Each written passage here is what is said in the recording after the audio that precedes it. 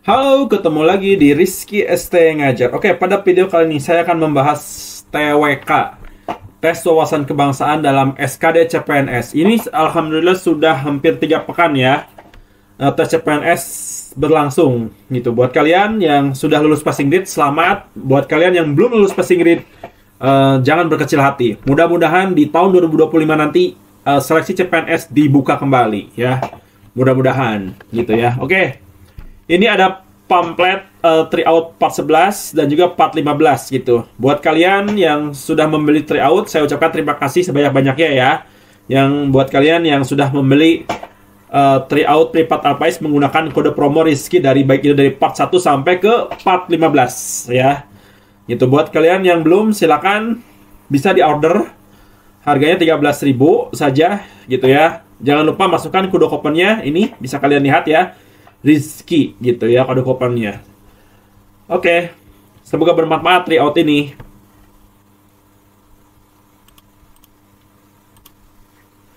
Oke, lanjut soal nomor 1. Duta adalah seorang ASN yang menjunjung tinggi nasionalisme. Suatu hari ia menghadiri sebuah pagelaran seni di alun-alun kota Madiun. Ketika menyaksikan pertunjukan, ia melihat temannya menampilkan budaya asing. Sebagai ASN yang bertanggung jawab dalam melestarikan budaya lokal, apa tindakan yang paling tepat yang seharusnya dilakukan oleh duta? Oke.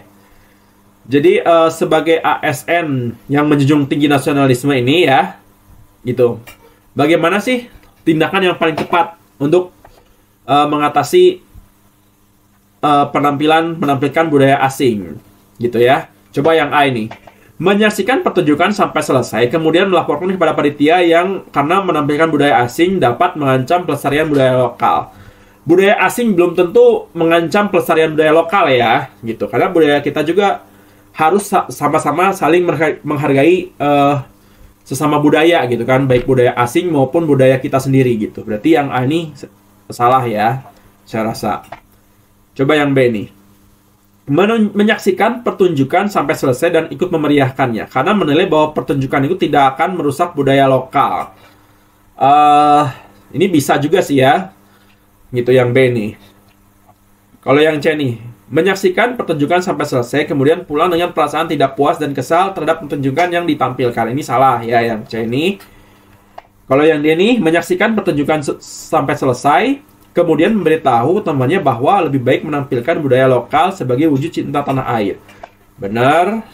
Kalau yang ini, menyaksikan pertunjukan sampai selesai, kemudian menyarankan temannya untuk lebih fokus melestarikan budaya lokal sebagai bentuk bela negara. Menyarankan temannya lebih fokus melestarikan budaya lokal sebagai bentuk bela negara. Ya, oke, gitu. Nah, menurut kalian nih, kira-kira jawaban yang paling tepat yang mana? Apakah B, D, atau E? Kalau menurut saya jawaban yang tepat adalah yang D ini ya, gitu. Menyaksikan pertunjukan sampai selesai, kemudian memberitahu temannya bahwa lebih baik menampilkan budaya lokal sebagai wujud cinta tanah air, gitu. Jadi tidak apa-apa kita menampilkan budaya asing dulu, gitu kan. Tujuan utama untuk menampilkan budaya asing itu kan artinya memperkenalkan budaya dari negara lain ke budaya lokal, gitu. Kita harus saling menghargai sesama budaya gitu ya. Baru nanti lebih baik di akhir gitu ya, kita akan menampilkan budaya lokal biar budaya yang dari negara lain itu mengenali gitu budaya-budaya lokal kita kepada budaya lain gitu ya. Kalau yang B ini coba nih, menyaksikan pertunjukan sampai selesai dan ikut memeriahkannya karena menilai bahwa pertunjukan tersebut tidak akan merusak budaya lokal. Ya belum jelas gitu kan apakah akan merusak atau bisa jadi merusak gitu kan. Berarti kalau yang B ini saya rasa kurang tepat ya. Kalau yang D ini, yang E ini menyaksikan pertunjukan sampai selesai kemudian menyarankan temannya untuk lebih fokus melestarikan budaya lokal sebagai bentuk bela negara. Ya kurang tepat ya gitu. Karena yang namanya budaya asing itu kan artinya budaya yang memperkenalkan dari budaya negara lain itu memperkenalkan ke Indonesia gitu ya. Oke. Jadi jawaban yang tepat adalah yang D gitu. Karena kalau yang D itu sesama menghargai sesama budaya lain. Oke, delta jawabannya.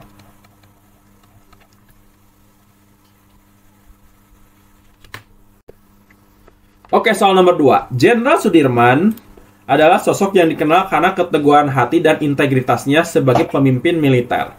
Meskipun menderita sakit parah, ia tetap memimpin pasukan gerilya melawan penjajah tanpa menggunakan fasilitas khusus. Apa tindakan yang paling mencerminkan integritas yang dimiliki oleh Jenderal Sudirman? Oke, yang mana nih? Alpha, Beta, Caca, Delta, dan Alpha. Oke, jadi si Jenderal Sudirman ini kan ceritanya menderita sakit parah nih, gitu. Dan melawan penjajah tanpa menggunakan fasilitas khusus. Kita cek satu persatu opsi jawabannya. Yang A ini meminta bantuan medis khusus dari negara karena kondisinya yang kritis saat memimpin pasukan. Ini sama aja. Ini kan udah jelas tanpa menggunakan fasilitas khusus, gitu ya. Sedangkan di sini meminta bantuan medis khusus, berarti yang A ini salah. Kalau yang B nih, menyerahkan komando kepada pemimpin lain karena merasa kondisi kesehatannya tidak memungkinkan untuk memimpin perang. Ini tidak tepat ya, gitu. Karena di sini jelas gitu, karena keteguhan hati dan integritasnya sebagai pemimpin militer gitu. Jadi tetap memimpin pasukan melawan penjajah. Berarti yang B jelas salah ya. Kalau yang C nih, memimpin pasukan dengan fasilitas khusus. Nah, ini juga udah jelas salah ya nih. Dengan fasilitas khusus. Sedangkan di sini kan tetap tanpa menggunakan fasilitas khusus. Berarti yang C salah. Kalau yang D nih, tetap memimpin pasukan tanpa meminta fasilitas istimewa meskipun kesehatannya sangat memburuk. Benar. Kalau yang E nih, meminta pemunduran diri sementara, nah ini jelas salah ya. Gitu, tidak sesuai dengan informasi dari soal. Oke, yang D jawabannya Delta. Tuh, ini saya nggak pakai teori loh, nggak pakai pembahasan. Pakai feeling saja menjawab TWK gitu. Oke, yang D jawabannya. Soal nomor 3. Tan Malaka adalah salah satu tokoh penting dalam sejarah perjuangan kemerdekaan Indonesia yang dikenal dengan gagasannya tentang kemerdekaan dan kedaulatan rakyat. Dalam perjuangannya, Tan Malaka sering mengedepankan pendidikan dan kesadaran politik untuk membebaskan bangsa dari penjajahan. Berdasarkan pemahaman tersebut, tindakan yang paling mencerminkan penerapan nilai-nilai perjuangan Tan Malaka dalam konteks Indonesia modern. Yang mana nih? Alpha, Beta, Caca, Delta, dan Alpha. Oke. Kalau melihat dari pilihan jawabannya, yang B, yang C, D, dan E ini salah ya. Gitu. Karena di sini Tan Malakanya lebih fokus ke pendidikan dan kesadaran politik untuk membebaskan bangsa dari penjajahan. Kalau yang B ini, di sini ada kata ekonomi. Nah ini, sedangkan Tan Malaka tidak ada sama sekali membahas ekonomi. Berarti yang B salah. Yang C nih, menjalankan program-program pembangunan infrastruktur. Ini jelas nggak nyambung ya dengan informasi yang ada di soal. Gitu, yang C nih, memperkuat kerjasama dengan negara lain dengan meningkatkan stabilitas politik dan keamanan regional.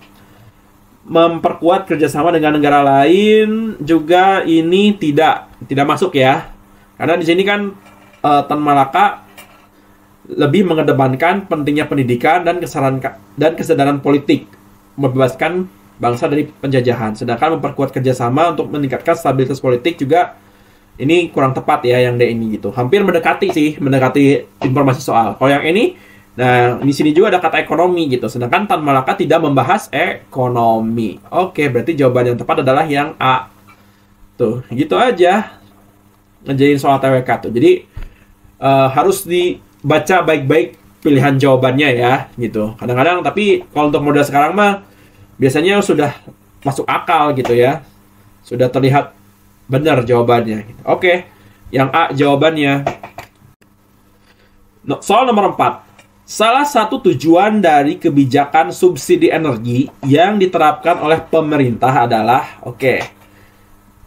apakah yang A, B, C, D, dan E? Nah, teman-teman harus tahu dulu apa itu subsidi. Kita cek pembahasannya nih. Nah, nih ya. Subsidi atau disebut dengan subvensi adalah bentuk keuangan yang dibayarkan kepada suatu bisnis atau sektor ekonomi. Sebagian subsidi diberikan dari pemerintah kepada produsen atau distributor dalam suatu industri untuk mencegah kejatuhan industri tersebut, misalnya karena operasi merugikan yang terus dijalankan atau peningkatan harga produknya. atau hanya untuk mendorongnya memperkerjakan lebih banyak buruh gitu. Nah, di sini ada kata peningkatan harga-harga gitu. Nah, yang namanya peningkatan harga ini, peningkatan harga-harga bahan pokok itu disebut dengan inflasi namanya ya. Inflasi. Gitu. Jadi salah satu tujuan dari kebijakan subsidi energi yang diterapkan oleh pemerintah adalah peningkatan menjaga stabilitas inflasi. Yang kayak ini jawabannya gitu ya. Oke. ELPA gitu. Jadi bentuk bantuan keuangan yang dibayarkan kepada suatu bisnis gitu. Dengan tujuan adalah menjaga stabilitas inflasi. Oke, yang E jawabannya.